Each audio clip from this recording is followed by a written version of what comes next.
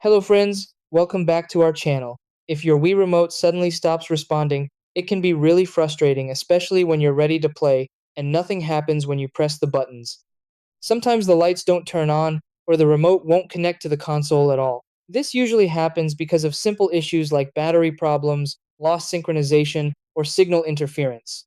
Since the Wii Remote relies on a wireless connection with the console and sensor bar, even a small disruption can stop it from working properly.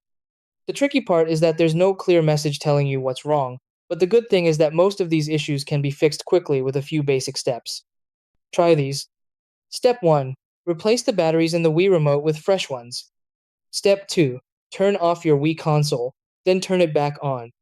Step 3. Press the red connect button inside the Wii console. Step 4. Press the connect button inside the Wii Remote battery cover. Step 5. Ensure the sensor bar is connected and placed correctly. Step 6. Move closer and remove any signal interference.